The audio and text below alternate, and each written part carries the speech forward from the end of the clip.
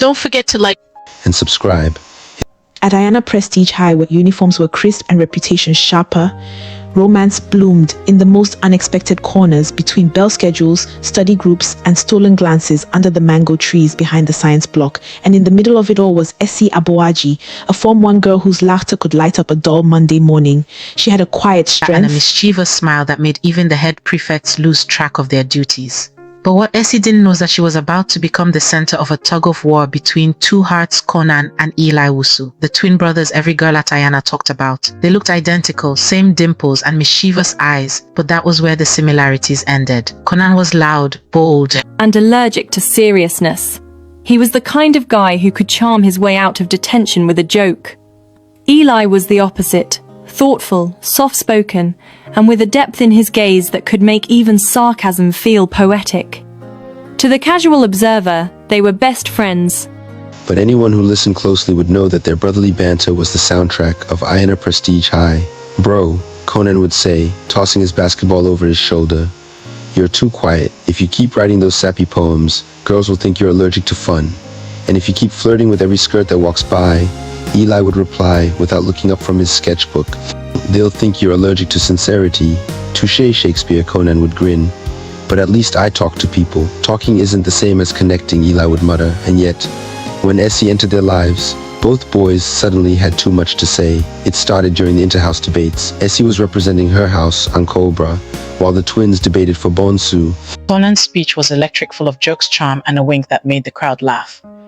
Eli's, in contrast, was smooth, layered, and left the hall in thoughtful silence. When Esi rose to rebut, her voice was firm, her confidence unwavering. Both brothers sat in stunned admiration, though Conan whispered to Eli, "She's trouble. The kind of trouble you'd run towards." Conan grinned. And you wouldn't. I'd write about her, Eli said simply, and that's exactly what he did. From then on, Conan became Esi's personal morning escort. He'd walk her to class with exaggerated bows and silly jokes. "Miss Aboagye, you're late again. Should I inform the principal or just take you to lunch as punishment?" And Esi would roll her eyes but laugh every time. Eli took the quieter route. He started leaving folded notes in her locker, tiny verses signed only E. His words spoke what Conan's jokes hid. Esi's best friend, Ifia, noticed before Esi did. "Charlie, that Conan guy's fine. If you don't take him, I will. Those dimples are a national resource." Esi giggled, pretending it didn't make her blush. But in her heart, she didn't know who she liked more, the loud sun or the quiet moon. Then came Friday, June 13th, the day everything spun out of control. That morning, Conan found Esi near the court, twirling her hair as she waited for class to start. Esi, you know I joke a lot. But I'm not joking when I say I like you. Like, really like you. You make school less boring. Esi's heart skipped. Before she could reply, the bell rang. "We'll talk later," she said, flustered. That evening, under the golden light by the art room, Eli found her. He held a smudge of charcoal in his hand and said softly, "I didn't mean to say it today, but if I don't, I'll lose the courage. I love you, Esi. You're my favorite line in a poem." Her breath caught. 2 confessions. 2 brothers, 1 impossible choice.